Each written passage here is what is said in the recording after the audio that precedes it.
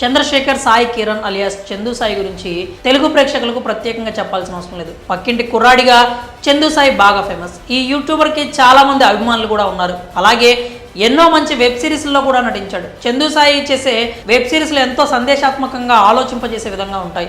అందుకే అతనికి following, fan base కూడా అంత బాగా ఏర్పడింది. కానీ వ్యక్తిగత జీవితంలో మాత్రం ఇప్పుడు అతనిపై పెద్ద నిందే పడింది. ఒక అమ్మాయిని ప్రేమ పేరుతో మోసం చేశాడంటూ అరెస్ట్ కూడా చేశారు. తొలిసారి తన అరెస్టుపై చందు సాయి స్పందించాడు.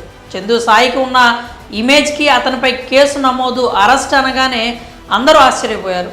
అతనిపై చీటింగ్, అత్యాచారం కేసు నమోదని తెలియడంతో అంతా నివ్వెరపోయారు. పైగా తల్లిదండ్రులు మరో ఇద్దరిని కూడా కేసులో ఇన్వాల్వ్ చేయడంతో పెద్ద ఎత్తున వార్తలు వచ్చాయి. చందు సాయి ఇంతటి మోసం చేశాడా, ఇలాంటి వాడా అంటూ ప్రశ్నలు వెల్లువెత్తాయి. అనేక కథనాలు కూడా వచ్చాయి.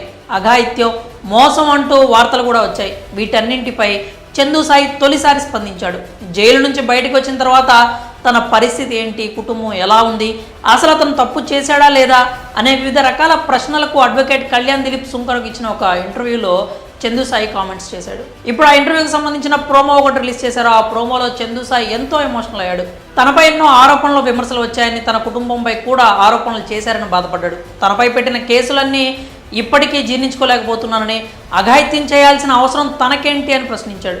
ఈ కేసులో తన కుటుంబాన్ని కూడా కలిపి తప్పుడు వార్తలు రాశారని ఆవేదన చెందాడు. తన కుటుంబం కోట్లు కట్నం అడిగిందని విమర్శలు చేశారని, తనపై చేసిన ఆరోపణలు, విమర్శలను నిరూపిస్తే ఉరిశిక్షకైనా సిద్ధమని అన్నాడు.